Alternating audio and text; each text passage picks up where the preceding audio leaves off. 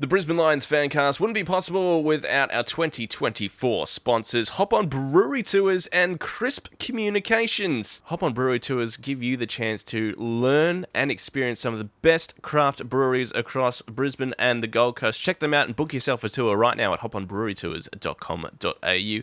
And Abby and the team at Crisp Communications, not only are they going to get you some Brisbane Lions Fancast stickers, but they can help you out. If you're in business and you need a marketing push, you need a help with your digital marketing, your very own podcast, whether it's stickers for your own business, they offer it all. Web design, podcast management, social media, training and coaching, it's all available at crispcoms.co.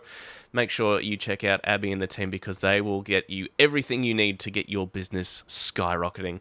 All right, let's get into the show. Quickly they want to go, but it's chopped off by McCluggage in a crucial area of the ground. He bangs it long inside 50, and Bailey! Jackson flicks it over. Switkowski over his head. Sam Switkowski! Now Clark unleashes the kick. They need a mark. Amos! Over the top with just seconds remaining. Trying to get out the back now. Danaher. He'll roll onto that left boot and from 50. It goes long and very strong. That'll give the Lions a lift. Times throughout his career. Lions got creative. Bang! Warner copped a heavy bump from McCarthy. It was tremendous courage to go back. McCarthy spun in the tackle but got it to Hipwood. Can he unleash from 50 metres out? That's a sensational strike from Eric Hipwood for his third. Sarong gets it to Frederick on the burst from long range. Lets it launch, coming back. Oh, Freddie flashed it. The Brisbane Lions Fancast is back for another week where we are left to ask ourselves a series of questions. Is the break between the grand final and round 0 too short? Have we achieved all we can achieve? Is it time to have a look at some different lineup options? All these questions and plenty more are the questions we never thought we'd be asking ourselves the first two rounds in the season. But would you believe the bye has come at the right time, which is a very odd thing to say after 2 games of football. We're left lamenting 2 pretty horrible losses. It's up for debate which one you think is worse. Personally, Sunday was much worse in a lot of different ways for me, but let's have a look at it, see what we can come up with, give some votes, make some changes, get to a lot of questions that we've got through from people. Patrick, mate, we've left this one till midweek to let that loss marinate for a little bit and let people grieve. How are you feeling a few days after the fact? I'm all right. I got to say, with the fixture list this season, I was pretty, outspoken about the idea of having a bye in round 2, being like, what? The Melbourne clubs virtually get their seasons chopped into thirds, but now could not be happier. So I think you hammered the nail on the head there. Yeah, look, I did put in the request on Sunday night to push this back given the bye, and basically because I didn't really want to talk about it on Monday morning, just because it sucked. Certainly did. Why would you want to talk about it when you can think about it and come up with some really good, terrible hot takes and get a lot of, there wasn't enough time to get questions and people, etc. So we've made the decision for a midweek. Yeah, and I think that's fine because a lot's happened in the last couple of days as well. Every media organisation is talking about both Brisbane and Collingwood starting the season 0 and 2. Talks of grand final premiership hangovers. The Tasmania team got launched. We have found out that Connor McKenna will be missing for another 3 or 4 weeks. Darcy Gardner's done a knee, albeit a little less significant than others. Our backline, which looked stacked at the start of the year, is suddenly in absolute disarray. And if we start back at the selection table Thursday, Friday, Jack Payne dropped a bit of a statement from Fags, which we rarely see after he had an absolute mare against Carlton. As they say, hindsight's 20/20. Probably the wrong decision because we really could have used an extra key defender against Fremantle because they took full advantage. They swung Brendan Cox up forward to take care of Harris Andrews, who had a great game, by the way. Harris, he was probably one of our best on. But then Darcy goes down with the knee, Connor McKenna goes down with a hamstring, and we are left absolutely scrambling to fill a back six, back seven, and Kai Lohmann and Jared Berry simply are not the answers. Oh, God, no. No, they're not the answers. Definitely not. It also gave a lot of people that were kind of skeptical about the Darcy Gardner forward experiment, what for in terms of that wasn't happening. I don't know, but I didn't really notice Rayner. I didn't notice him attending too many centre bounces, and he played up forward and was pretty anonymous in terms of impact. And I think that's a game he really could have impacted on in the centre of the ground. So, as I've said, that PCL has pinged, and I don't think we'll likely see Rayner in the middle for the short term, which sucks because, there's a lot of fanfare for it every year, almost. Yeah. And they just seem to be unwilling to pull the trigger because of, obviously it seems strange because, whilst I think the pain dropping was probably because of the thought that Fremantle were not quite as high or taller forward line, liked Noah Answorth back in the team. It was an interesting thing and interesting call and something that I wrote about in the week. But I thought he was perfectly serviceable and fine and should hold his spot and probably, given the circumstances, will hold his spot. We also don't know the extent of Jasper Fletcher's injury because I noticed him clutching at a calf. Darcy Wilmot pulled up at some point in the game as well. And for the general media to sort of talk about how it was an absolutely injury-ravaged Fremantle, we were hit as bad, if not worse, just not as egregiously in the visual sense. So... yeah, injuries were less significant, but there were probably a few more that added up. And Charlie Cameron was also spotted throughout the week with a bit of a limp at the airport as well. So thankfully we've got the bye, so maybe those little niggles like Charlie Cameron, maybe Jasper Fletcher, they can sort of correct themselves over the next fortnight before our game against Collingwood. But yeah, fortnight, aka 9 days or whatever. Yeah, whatever it may be. I haven't had the wherewithal to go and actually check some of the, for example, Collingwood's bye. I'm sure they play a Friday night and then they don't play the following week and then they don't play until the Sunday the following week. So they've actually got, 17 days off. But I haven't looked at that. Just assuming. They started the year with 3 6-day breaks or 2 6-day breaks, so 3 games in 12 days or something. So they're off to a pretty fully packed start, and then they're playing again on Thursday night against the Saints. And I must say, and where do you sit on this? I hope Collingwood get the win on Thursday night to take the pressure off them a little bit, get the monkey off their back. I'd rather that than the pressure mount for another week, and then they come up here with a huge point to prove against us. So I'm happy for them to get the win this week, and maybe have them relax heading up here. Yeah, I don't really care. Either way, it doesn't matter. The thing is, I still think that there's signs that our best football is still impossible to live with in terms of, I know that our scoreline in the first quarter was kind of inflated with a couple of free kick goals, but I still think that the way we were playing in the first quarter was, impossible. They just sort of... Did they get 2 goals, Fremantle, at the end of the first quarter? It was just here we go again. No, I don't believe so. I think we went in with they may have got 1, but from memory, I think it was 27-2 or something like that. They got 2 in red time. Yeah, so of course. Yeah, red time. I think Grasshopper said in the chat that they kicked 56 points in red time. So classic. Yep. Classic. But yeah. So just going back, the players ins and out. Neil missing with a hamstring. I mean, he would have been useful in the game, obviously. 100%. Because the midfield is where we got absolutely hammered. Well, it remains to be seen as to whether Dev Rob would have come in as well. Dev Rob was fairly anonymous, but also playing forward of centre. Yep. For the first half until he got put onto Sarong, which I thought actually worked pretty well. Yeah. In the third quarter. But I think I said to you, that game was more or less summed up by Sarong at 5'10", taking a contested overhead mark in our defensive 50 or in defensive 50 or something like that. I was just like, man, how is that happening? That should not be happening. Yeah. But we'll probably get to that.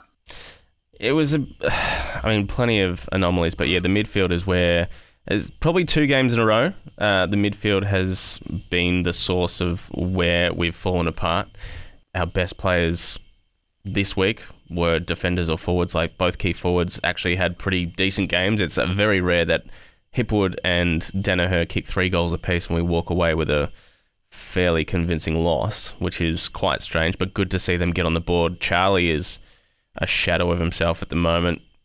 He's that horrible sookie body language is creeping back into the game and missing some very, very simple set shots that he would normally nail 9 times out of 10. So there's something going on there. Link is, he's been fairly solid the first couple of weeks, but our midfield is just, the midfield mix. Obviously, JL held his spot this week. Whether that would have been the case, it's easier to stomach without Neil in the team because they play. It's really not. It's really not. Not for you. We know where you stand. But, the midfield mix, I don't think those two play in the same team, so I don't think he'll hold his spot. I mean, he shouldn't hold his spot, and obviously we're not alone in those thoughts with JL. But, the midfield looks very sluggish. And the questions are just being asked, like, did we just sit on our hands in the off-season thinking that we'd just walk into this year and it'd all happen for us? We'd just walk in and win these games. And whereas other teams have had the whole off-season to study Collingwood and come up with plans against it, and we haven't evolved with the game. It's hard to say, but I don't honestly think that we're playing anything close to the way that we should be playing or we would want to be playing in terms of, like, our game style. This feels like we've regressed into, like, 2021 territory almost, or 2021, 2022, where it was sort of like, I think a lot of us sat and were sort of like, well, what are we doing? We're not really winning finals. We're kind of butchering stuff in the home and away, and it's causing us to finish lower than we should be. There were problems, particularly with centre clearance, and I think everyone looking for a scapegoat out there, they've got one, and it's JB, not you. Jared Berry is everyone's scapegoat, and they should be looking at a certain JL as the scapegoat, in my opinion. But it's a really hard one to look at because I just think that our game style is built so much on a quick transition and a burst from stoppage and clean, brave disposal from defense to transition to attack, and almost a like modern take on Pagan's paddock up forward in terms of just isolating one-on-ones, because our forwards will often win the one-on-ones, and none of that is happening. A lot of our ball movement, particularly through one channel, is being stifled, in the midfield, and we're behind the ball. We're not anticipating. They don't trust each other. They're not working for each other. Oscar McInerney got taught an absolute lesson in following up. He might have had, more hit outs, but Luke Jackson absolutely destroyed him around the ground. I thought. Yeah. I thought Luke Jackson's follow-up work was fantastic. And the sort of thing where you're like, okay, what's happening here? Like the midfield group, whatever that combination is, which there's 4 of them, and that I would keep 3 of them, and that I'd pop one onto a SpaceX ship and send him off and not have him come back. But that combination just doesn't work. And, Neil, Lyons, Dunkley can't play in the same team together, but they tried that against Carlton and it didn't work. So, I don't know how we can have a revelation for Jared Lyons and take him out of the team pre-final series in 2022 before we had Dunkley, before we had Ashcroft. And I know Ashcroft is on the table at the moment, but to think that a reversion to that is in any way positive, particularly given the fact that in that particular offseason, Neil said, I'm struggling with my body. I'm going to lose weight. I'm going to be quicker, stronger. I'm going to work on my defensive accountability in the offseason. And JL hasn't done that in either season. He still looks as slow as he's ever done. He has the same body shape. He has the same complexion. It's like, you've got an example right there, double Brownlow medalist that said, I need to improve. And they went and they changed their diet. They changed their training routine and they improved. And I would be all for it if he did that, but he hasn't. So it's the same thing. Yeah, I'm pulling my hair out here because I just think, I think that it just affects the game in so many different ways. Forward of the ball, it does, because Jared Lyons hits a lot of targets. He hits a lot of short kicks, but he never takes anything off. He's too slow on the way that he makes decisions going forward. There's corridor kicks he just doesn't take off because he doesn't want to turn the ball over, and that's fine, but it's not the way that we need to be playing. We're a low disposal, high impact team, and Lachie Neale's not getting 50 disposals anymore. He's getting, mid-20s. And that's why a lot of people thought he wasn't deserving of the Brownlow. But his use of the ball has improved dramatically. And, guys like McCluggage, they get, mid-20s. Everyone gets mid-20s. When's the last time we've actually seen someone get 30 disposals in a game? Yeah, it's few and far between, and when it happens, it does stand out. And it usually is a Lockie that pulls one out because we know that he can. I want to just harp back real quick before you get on your JL soapbox for any longer and talk about Big Oscar, because he has been a talking point the first 2 games as not performing the way that we know that he can. And we brought it up in the first episode that he's getting his hands to a lot of ball but not pulling down any marks. And case in point, that chest mark that got pinched from him in the forward 50 on the weekend. But it also got highlighted. Luke Jackson dragged him in as a sort of a full back and taught him a lesson in forward craft. And Luke Jackson had a great game, as he did against us last time we played in Perth. But here's a stat for you that was very surprising and sort of builds on what we were talking about in his marking ability. It's from one of the great Instagram pages, by the way, if you're a Lions fan not following the Lions Share, which I'm sure you are. I know you used to be heavily involved with them. In the last 5 games, I used to do the food memes back in about 2017. That's right. I had some horror shows back then. Have a guess at this. In the last 5 games, how many marks do you think Oscar has taken?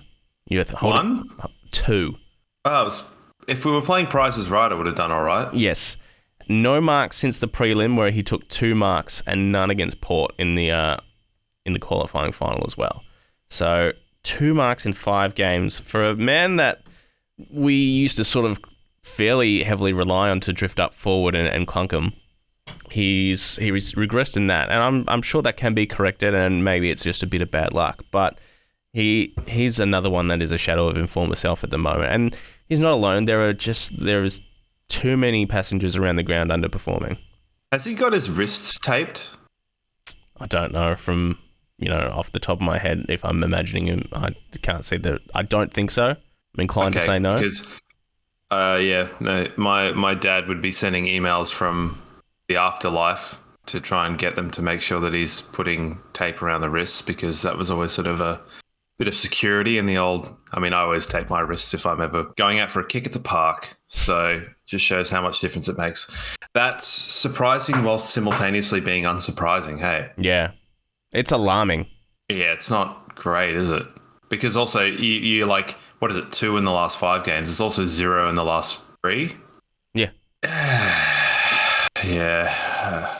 We like him. Yeah, we do. I mean, we're both massive fans of Oscar McInerney, as most Lions fans and supporters and members are. But his first couple of weeks have left a lot to be desired. So hopefully that's something that can correct itself.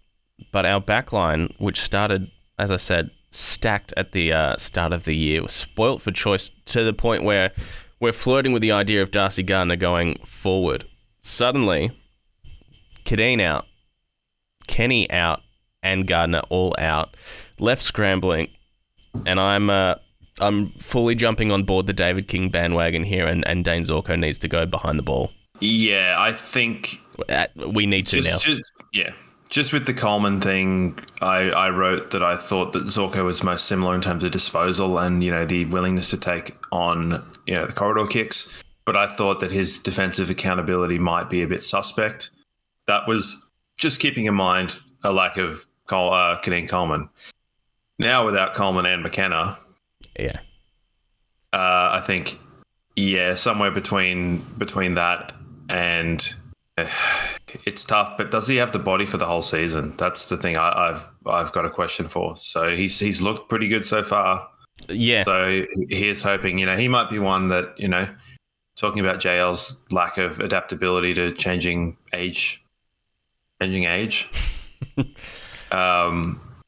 Zorko seems to have put a lot of effort into that. So that Jackson Price, another option, which I know will have you clutching at your pearls. Not just me. Here we go. Here's another question that I was going to save for later, but it's seeing as it's come up in conversation already. This is from Chris. Just wanted to ask what it is with Patrick's obsession with Jackson Pryor. The guy hasn't shown anything at AFL level, but Patrick talks him up every chance he gets. I categorically disagree with that. Now, I wouldn't say you're obsessed with Jackson Pryor, but you have given him the benefit of the doubt where I haven't and many others haven't. I think that he's played about 3 bad AFL games, but they just happen to have been his last 3 of his last 4 AFL games. Yeah. He's played more games than I think you would think. Let's have a look here. Doing some live. He'd be around the 20 or 30 game mark. His bad games have been bad, but they've also come in bad performances. Yeah. So it's sort of a bit like it's hard to really judge that metric. And I know you could probably say it the other way around and go, okay, well, if his good games are when we're playing well and his bad games are when we're playing poorly.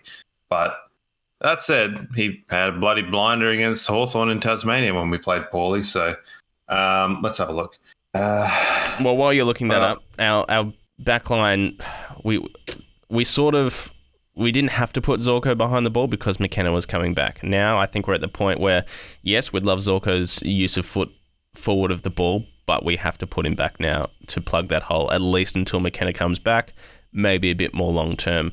There is a chance Duday comes back between now and the Collingwood game, and I would imagine Jack Payne comes straight back into the team as well. Yeah, no, I would agree with that. He's played 35 games. Well, there you go. So if he hasn't shown anything at AFL level in 35 games, I'll tell you where to go, because I don't think that he's had 35 bad AFL games.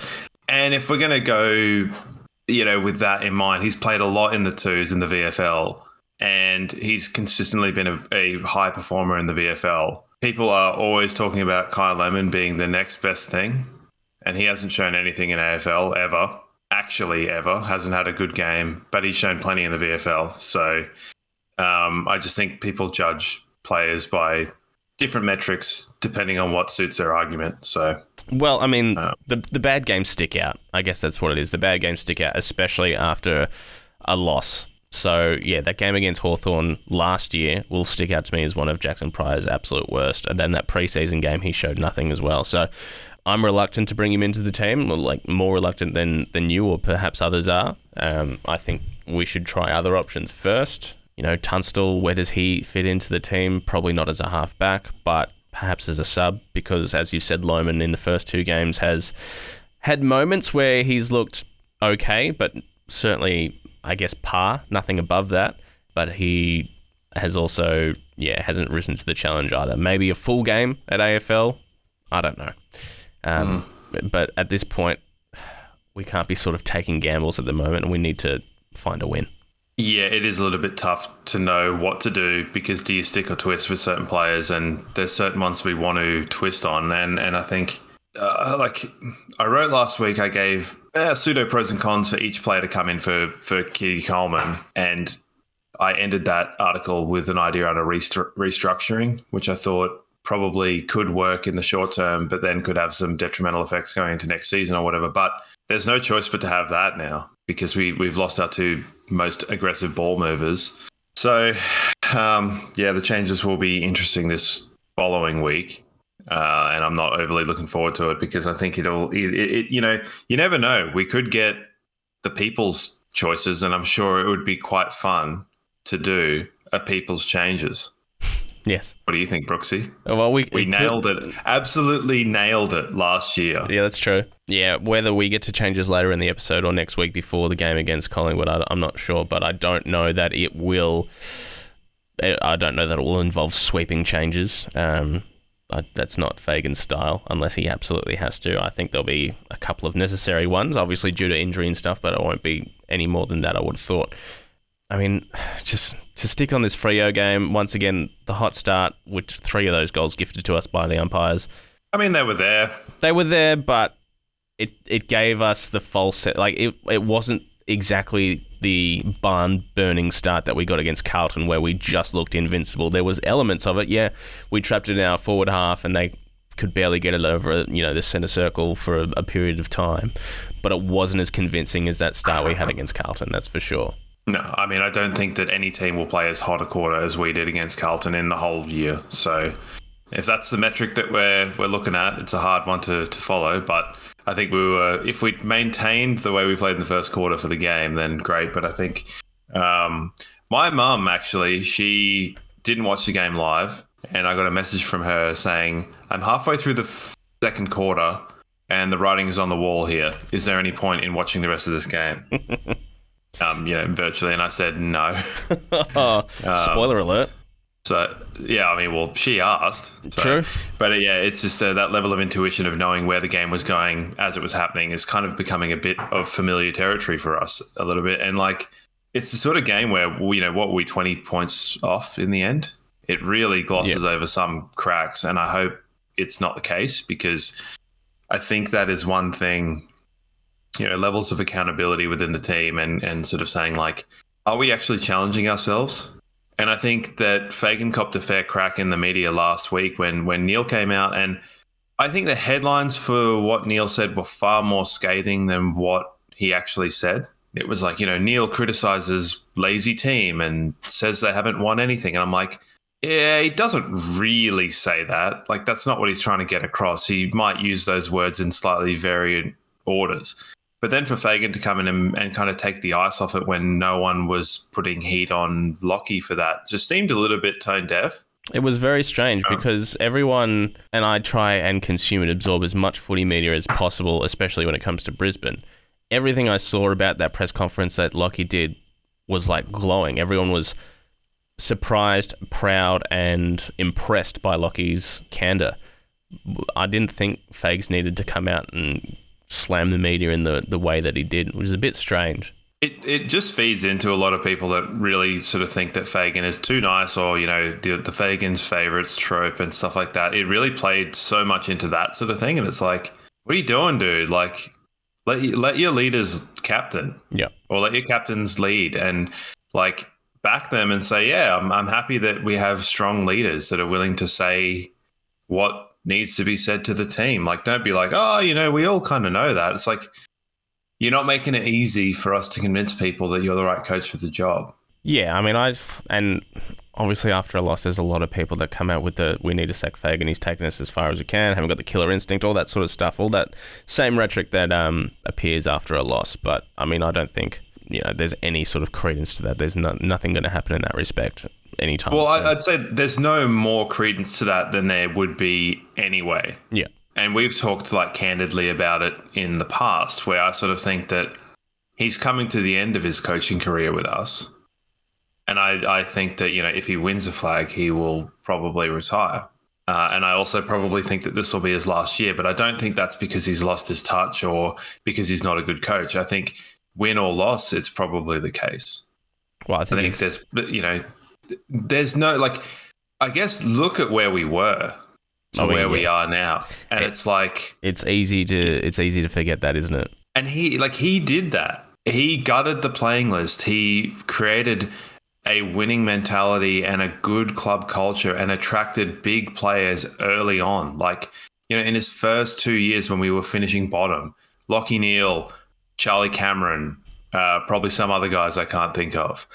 But like, they all came to the club knowing that, like, we were a mess in the 20-teens. Yep.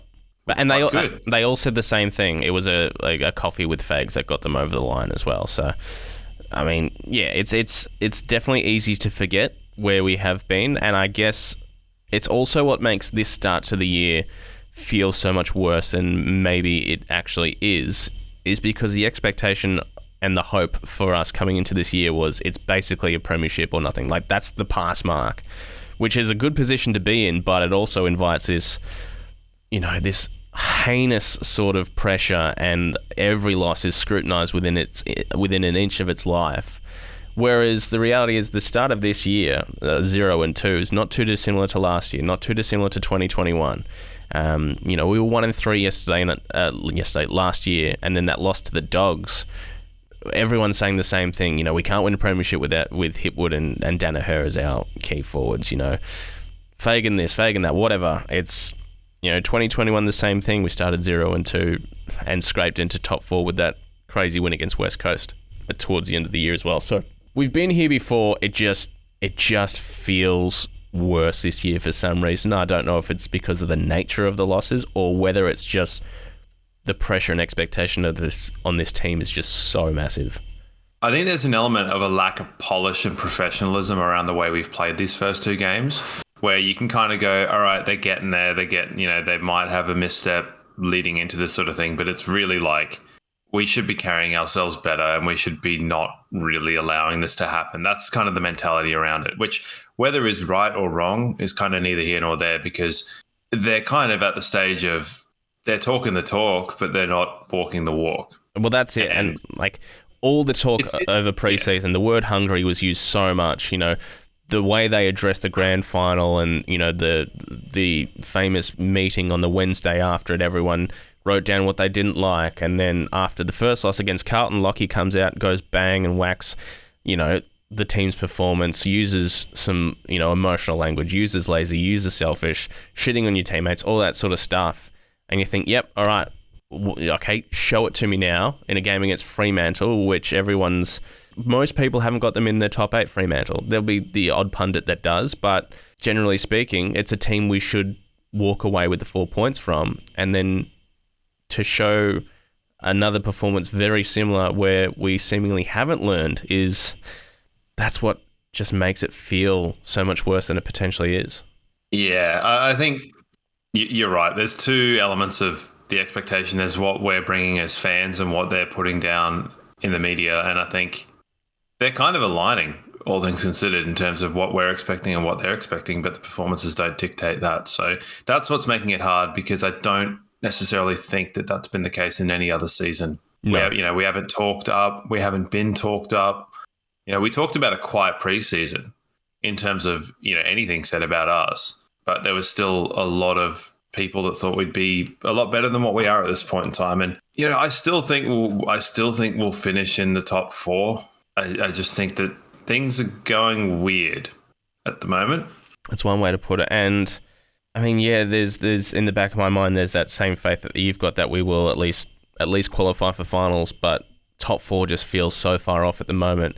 And maybe it's one of those years that people are referring to, like the 2016 Richmond, where they made finals, dropped out, came back hard, or Geelong they made finals in 2004, 2005, dropped off in 06, came back 2007. We know the run they went on.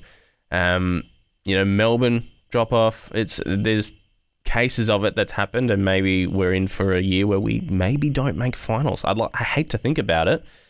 And I guess the biggest fear for most Lions supporters is that we walk away from this 5-6 year period of being a dominant team with nothing to show for it.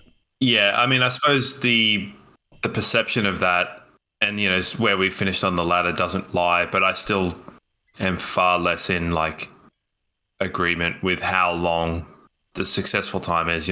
We've talked before where, normally, let's take GWS, for example, where they are now. They're kind of like everyone's second favorite team almost, in terms of they're new and they're doing cool shit and they're playing really well. And it's like a new coach who looks like a security guard. And Toby Green's turned from being an absolute fuckwit to being pretty chilled and a little ruddiger, and everyone's like, yeah, cool. If they do well, if my team can't do well, whatever. We never got that. I think we did. I think 2000. No, we didn't, because 2019 we went out straight sets. No one gave a shit. And then in 2020, when the competition was in Brisbane, people were like, well, fuck you, Brisbane. You're getting this handed to you on a platter. And by that point in time, you've been there for 2 years and you're vilified. No one likes you. So it's a little bit annoying. And I still think that there's a bit of a distortion of results. 2019, we overachieved massively in the home and away. And 2020, we got lucky with the fixture, got lucky with COVID. That sounds absolutely absurd to say.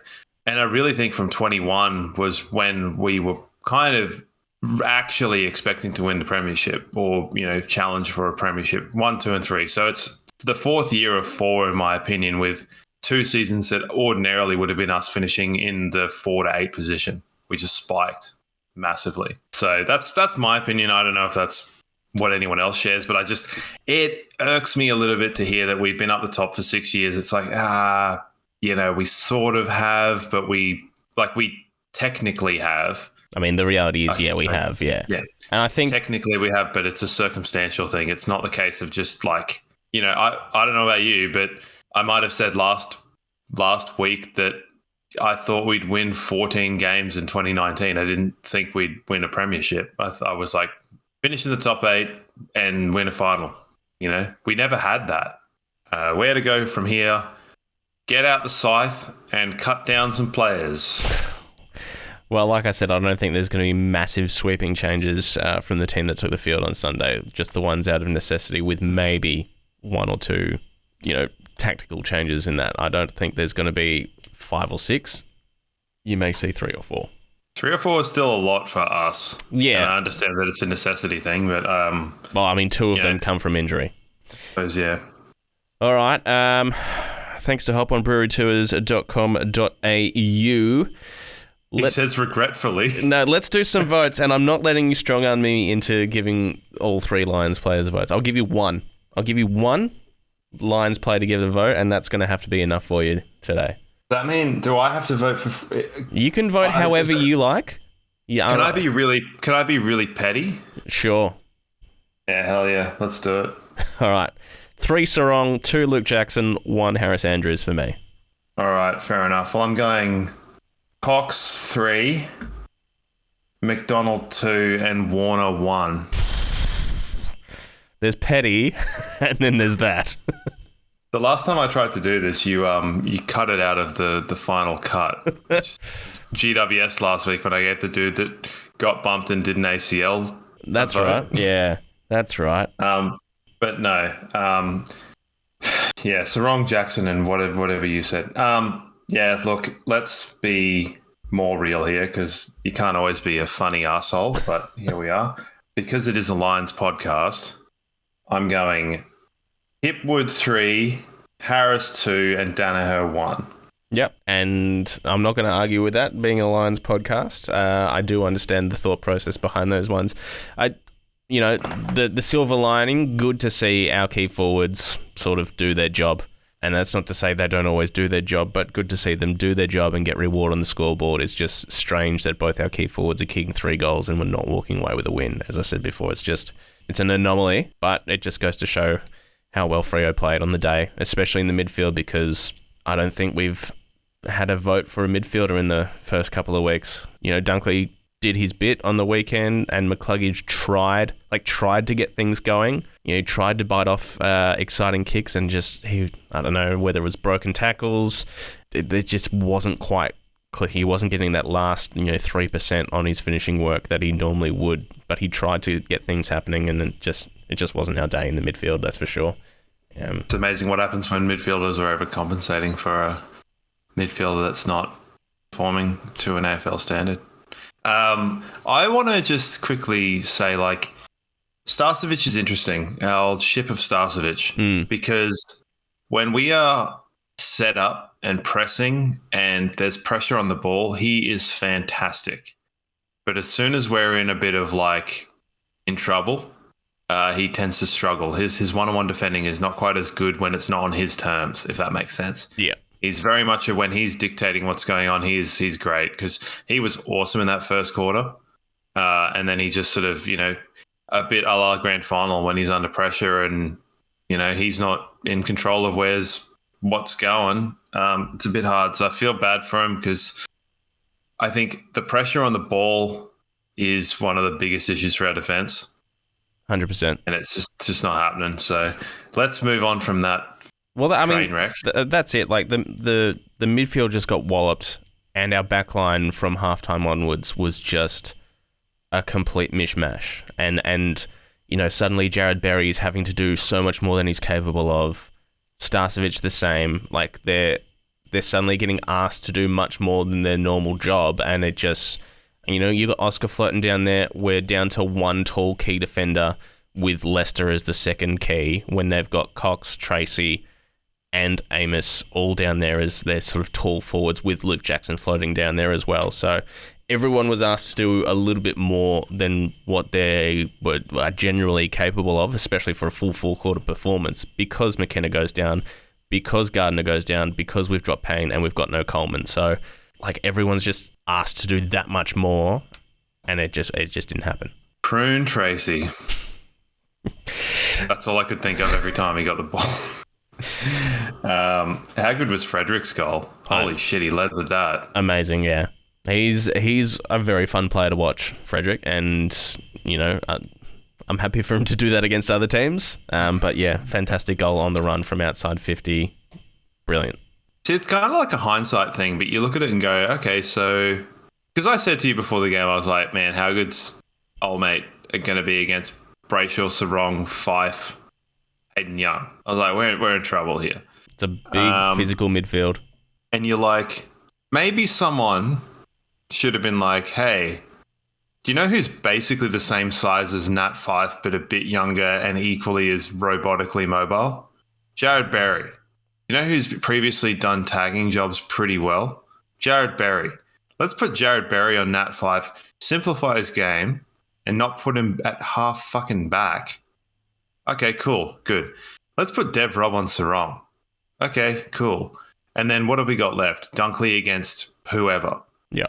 Well, he can match up well, go head to head and win. Like, it's not that hard, really. Like, I know we talked last year about, do you always set up for the other team? But in this situation where it was bleedingly obvious that our midfield was not better than theirs, we should be playing to nullify their midfield and break even. Like, geez. Sorry.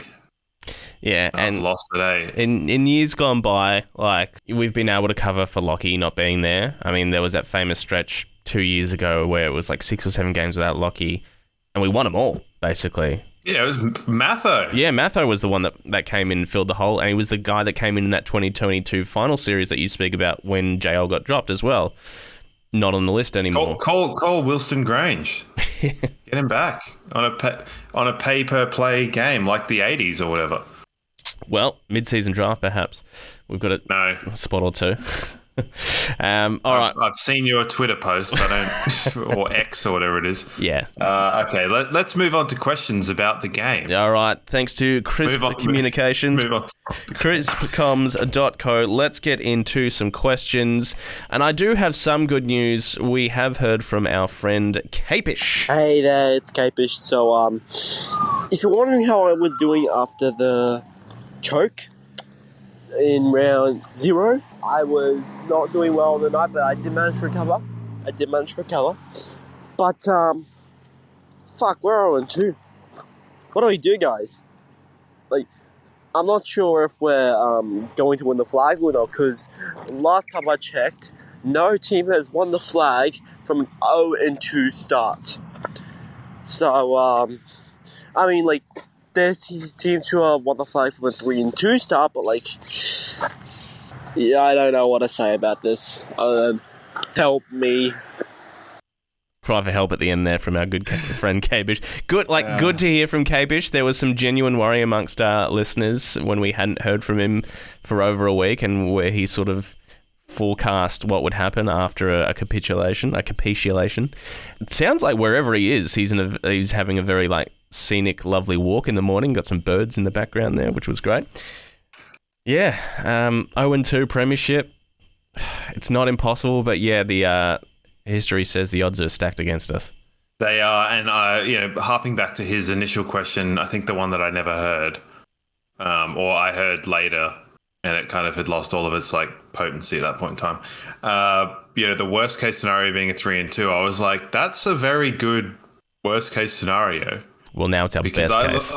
I looked at the fixture and I was like, even North Melbourne are not terrible. I mean, they shouldn't be terrible given they've got 7,000 number 1 draft picks. But I was very coy on the 3-2. And I thought that was quite a high expectation, which is probably befitting of a premiership favourite. But, fixtures will dictate and teams we're playing will dictate. Where do we go from here? We just have to be the best team in September. I guess, yep. Teams have proved that in the past, but yeah, like I said, at the moment, it just feels so far off. It is. It's far off. All right. Our next Crisp Communications question comes from your brother. Now, this comes in 2 parts. So here's part one. The grounds to me seem way too hard. What was there, 4 or 5 ACLs from apart from kiddies? They were all landing/pivoting issues. Hamstrings being torn off the bone from landing from marks. Impact from Callum Ward's shoulder. Like the grounds just have no give in them, and it's they worry about all these head injuries and stuff. But it's so clear that make the grounds fluffier. It's going to slow the game down, but we're going to have so many injuries in this area. So I'm just wondering whether you guys have noticed this. I'm not sure whether the stats say that it's anything abnormal, but so many brace injuries, which were serious, extremely serious. And I think we'd avoid a lot of concussions as well. Yeah, there you go. I did. Hard to argue in terms of the sample space. What were you going to say, Brooksy? Sorry. Yeah, I hadn't drawn the conclusion of relating, because I did think to myself after that Richmond Carlton game, I was like, geez, 3 ACLs already in 5 games now. Oscar McDonald's gone down with 1, and that Callum Ward one. I didn't sort of draw the parallels between ground hardness and injuries, and maybe there's something there to it.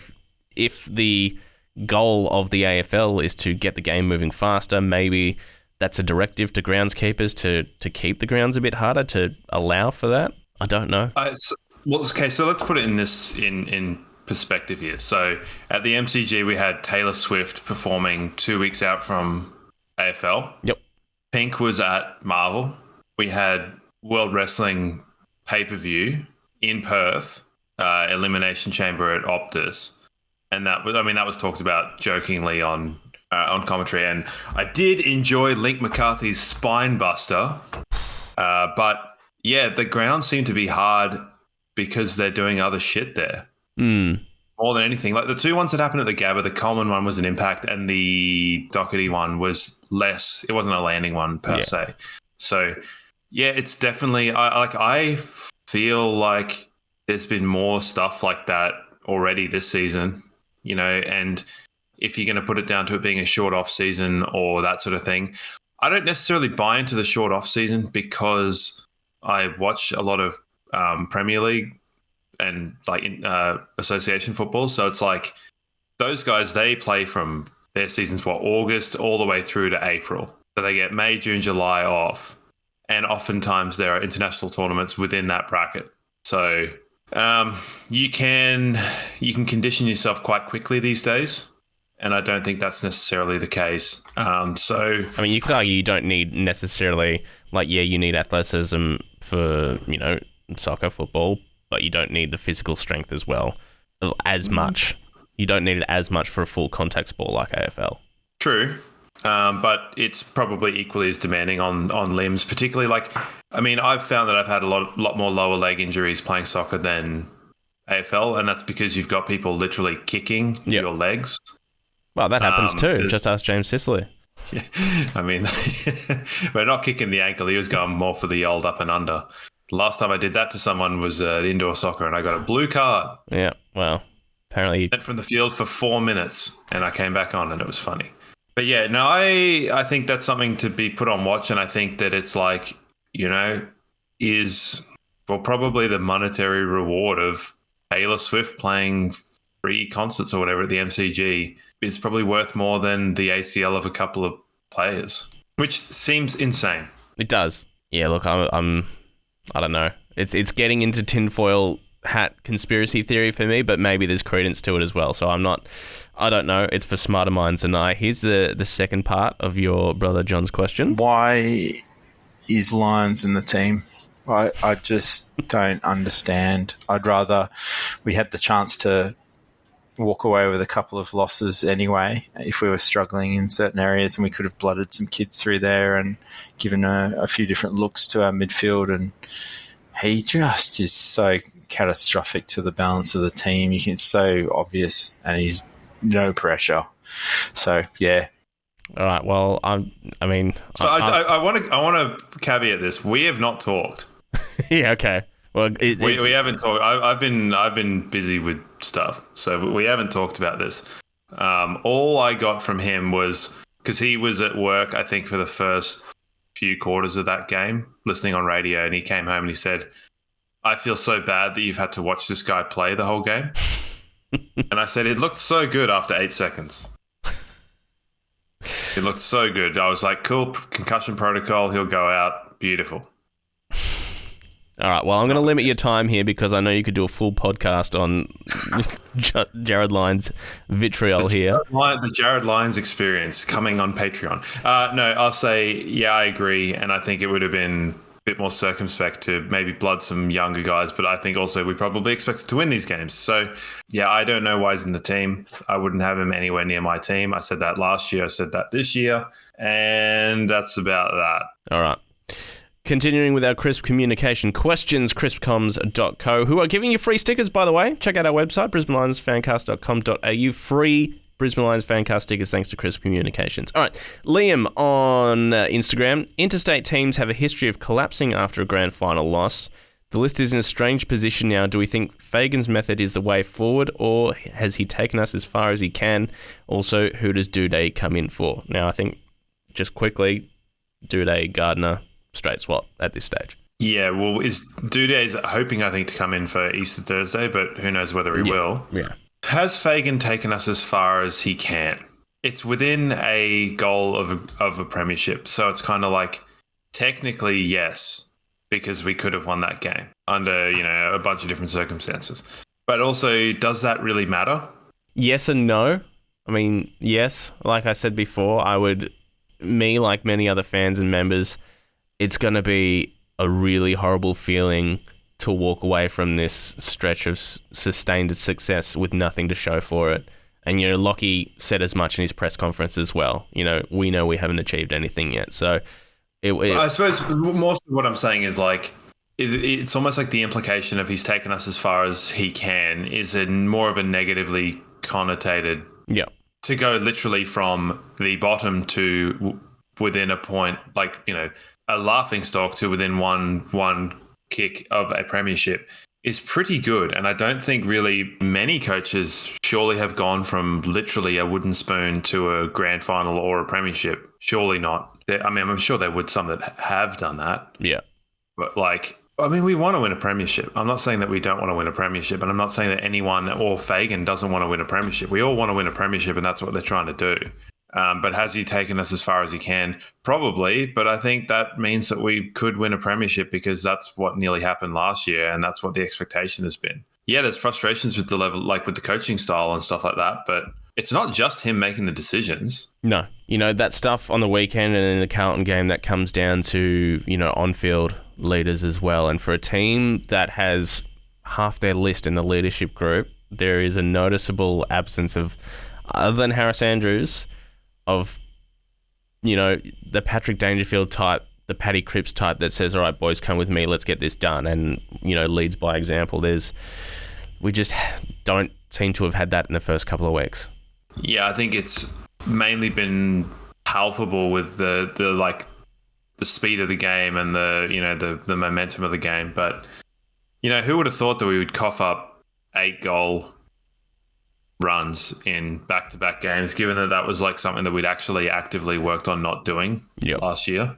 And I know that Carlton had their little thing in the prelim, but it was sort of a bit like, I feel like I felt at the time that was the anomaly, but it turns out it might not have been, and we were just able to wrestle it back a bit better. But yeah, Duday comes in for Gardner, and probably Payne comes back in as well, Yeah, I'd say so too. Reese on Instagram, should we be trying to build our leadership with Neil and Andrews? I don't feel like they are best suited or even to the standard of being in a leadership role. Feels like we're missing those leaders that many clubs have and look up to. Do we look at giving the captaincy to someone else? I'd say that's fairly reactive, especially when it comes to Harris, because he, for me, is, especially in the first 2 games, that he has stood up on occasion. But yeah, I don't know that we need to be handing the captaincy off to anyone else at this stage, or... No, I don't think so. It's purely, it's reactionary and it's fine. But if you look at it, I think you're right. Harris has been one of our better performers in the first 2 games. Lachie Neale had probably his best captain's moment in that press conference and then didn't play. Yeah. I personally don't think that Lachie Neale is the right individual for a captain. If he was the sole captain, I feel like I'd be like, it doesn't really make sense. I do think that Harris has got like big Shannon Hearn energy going forward. So I think there's kind of, this is one of the things that feeds into it with Lachie Neale, is like, captain's not your best player. Like, it shouldn't necessarily be your best player. It should be the one that sets the tone for the team. Yep. We were just kind of, it just happened to be that, Voss was the best player for a long period of time. But you could even argue in the Premiership years, he wasn't actually our best player. He was the best captain in the game, but Black was probably better at times. Ackermanis was probably better at times, and then we just had Brownie, who was our best player because it was fucking Jonathan Brown. And then it was sort of like, shit, what are we going to do? Put Rockcliffe in, put Beams in, put Zorko in, and they were all our kind of best players at the time. So I feel like captains are more important in AFL than they are in a lot of other sports. And a lot of other sports tend to put the best players as captains, despite leadership, It's a tough balance, I suppose. You've got to, and I guess this is where co-captains comes in handy for us, because it sort of ticks both boxes, where, you look at some Premiership captains in Tom Harley and Nick Maxwell, by no means the best player on their list, and, often criticised back in the day of like, why have you got this bloke as your captain? But obviously internally very highly rated, great leaders, and I guess that's Harris for us as well. He's just got the gift of being a very elite key defender, whereas Lachie is the guy you can wheel out in front of the media as you're like, here's our shiny new best, dual Brownlow medal winning captain. Look how good he is. Look how good we are. So I guess we sort of tick both those boxes in that way. We have got the best player to do that, whereas we've also got a genuine bona fide leader in Harris as well. Yeah, agreed. But yeah, I don't think they should be losing the captain anytime soon. No, I don't. Unless they bring back like Luke Hodge. All right. Mid-season draft. Mate, honestly, it'll be interesting to see what we do with that. Miller Time on Twitter or X. Would it kill us not to suck at the start of every year? It's such a crap way to start the season. Yep. Agree. Yeah, no, agree. Not much more to say there. But yes, fully agree there. Brad also on Twitter. I'm going to try not to complain too much because we all know how disappointing that was. But what are your thoughts on the following? Lohman, Gardner, Answorth, Berry. To me, they are all droppable. Some really poor performances, and Charlie's goal kicking. What the hell? Harris was good. He finished there. So let's go through them one by one. Kai Lohman. Drop. Darcy Gardner, Injury, immaterial. But also not drop. Yeah. Noah, I'm keeping.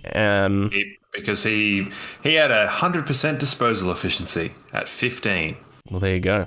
And also, he put himself around and he's nimble and he makes decisions quickly. And the last one is obviously a talking point for Lions fans all over the world is Jared Berry. Keep but simplify. Yeah, I feel like he gets absolutely stitched up by the coaches. Whether it's like they think he's some sort of cerebral genius, which he's not. I think you said his footy IQ is terrible. And I think it's a bit better than terrible, but it's not too far off terrible. But don't give him complicated things to do. Yep. Footy IQ and disposal are obviously not on the high level of scale there. So, do you know what I'd say? If you were someone that had a not great disposal and a lower than average footy IQ, let's play halfback. Yeah. In our team. When you need both of those things. Yeah, when you need quick transition, quick decision making, and a penetrating kick. No.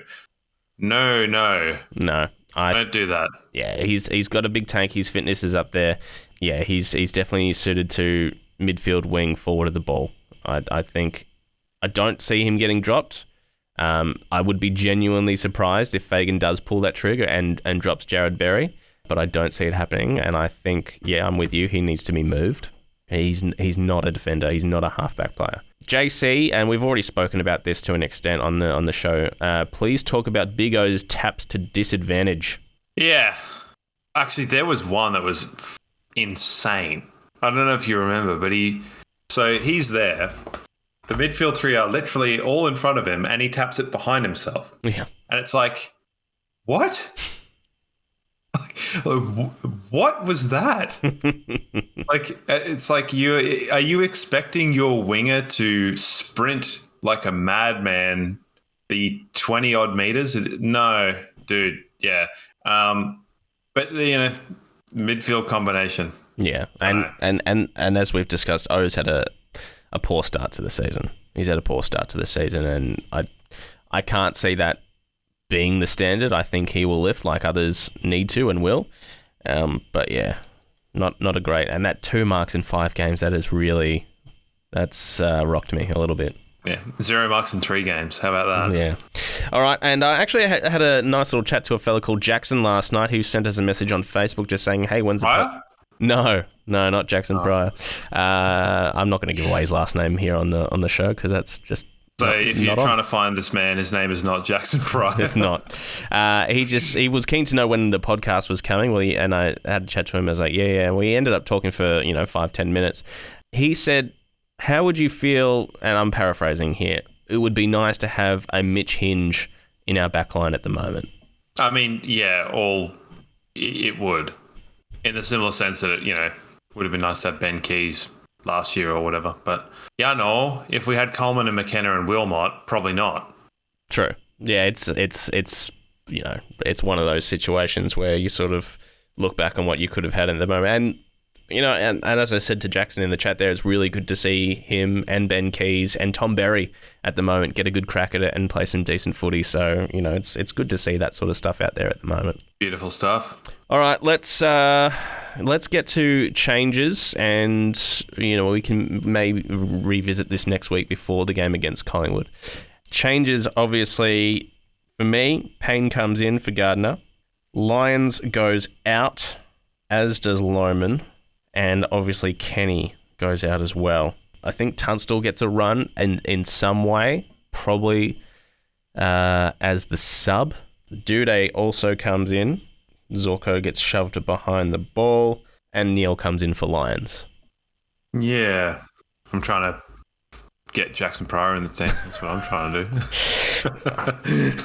do. I mean, he could be your Tunstall, potentially, for Lohman, and then whether he starts as sub is immaterial. Yeah, I'm just sort of like having a look at this bloody list of players, hey? So there's 4 changes for me. So you've got your 3 halfbackers being Zorko, Wilmot, and Answorth? Yep. And then we've got Stas and the 3 keys. Where Duday is not necessarily massive, and he can intercept, and he's a fairly decent ball user. Whether he's going to be able to do all that game 1 after a second ACL, probably not, but we need to get him into the team and into our system sooner rather than later. Yeah. What did you think of the idea of Ryan Lester as a halfback, given that his disposal and his willingness to take the ball on was quite good at times last year? Yeah, well, I think he stays down there as well. I think he stays down there. Lester holds his spot for now. The only time he doesn't is when we've got McKenna and Coleman in the team as well, as Duday, as Payne, as Harris. So for now, he holds his spot because he's just a solid contributor. He's an old school footballer. He does the basics well. He rarely loses a one-on-one. He uses the ball safely and does bite off 45 kicks. They're not long ones. They're usually sort of 20, 25 metre ones, but he doesn't turn it over. I mean, everyone loves Froggy because you know what you're going to get. I mean, you didn't. Now that you do, people love Froggy. Yeah. Yes. Yeah, so, Payne, Duday, Neil.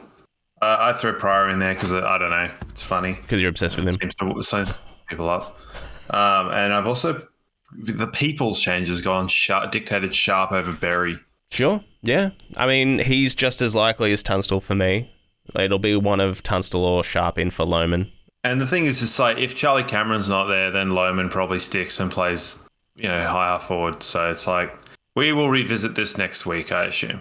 Yeah, I dare say we'll have a little bit more in-depth chat about any sort of changes that may or may not be made. A few little other things going on in the world of the AFL. Obviously, Tasmania launched on Monday night, which is huge news for the competition. They've already got over 100,000 members, this guy being one of them. $10.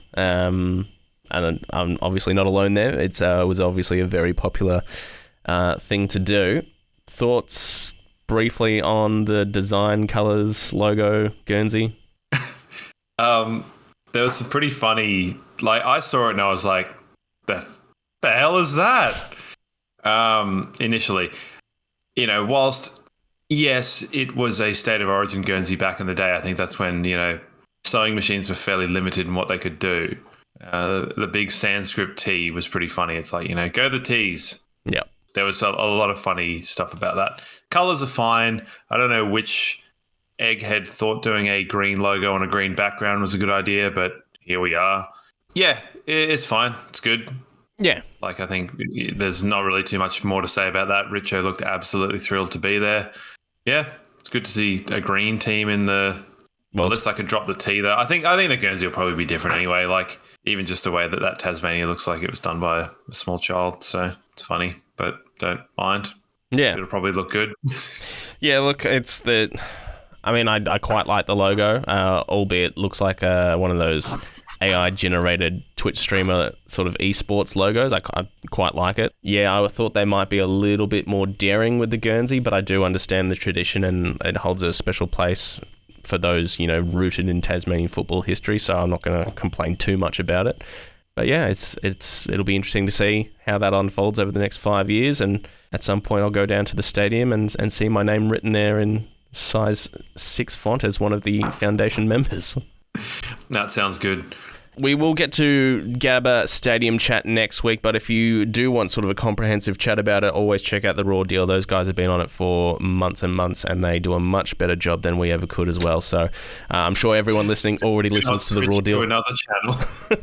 No, more content the better, and I'm sure everyone listening already listens to The Raw Deal, and they are all over that, especially Dom. So we will have our 2 cents on it next week, but we're in for a long one for us. Don't forget to check out the website, brisbanelionsfancast.com.au. That's where you can get yourself a free Brisbane Lions Fancast sticker, thanks to Crisp Communications. It's also where you can enter the raffle to win a double pass to the Q Clash in round 8, which at the moment, I don't know, is looking very, very scary with the way the Gold Coast are playing at the moment. So you can... An 8-pointer, that one. Yeah. Don't forget, you can also join the Patreon from there as well. There's a bunch of bonus and exclusive content there, including the article that Patrick wrote last week that he's been referring to. And is there going to be another one this week? 10 Things I Hate About You, featuring Jared Lyons. There you go. Well, there's... No, that's not going to be it. If to our Patreons out there, if you want me to write about something, let us know and I will try. Yep. If it's a horrible topic, I will maybe give you some stick, but we'll try. Because it's, I think we're saying, like, it's not easy to come up with stuff to write about, like, all the time, because I don't probably have the amount of knowledge and that sort of thing, but we give it a red hot crack. And just one final quick thought. Sicily escaped the ban for the shoulder charge and kick. Thoughts on that? Right decision? Yes? I mean, it was funny, but, like, it doesn't really pass the eye test. No. Of, like, you've run in and kicked a dude. Like, cool. Like, I thought we were trying to get rid of unfootball-like acts that we didn't want in the game.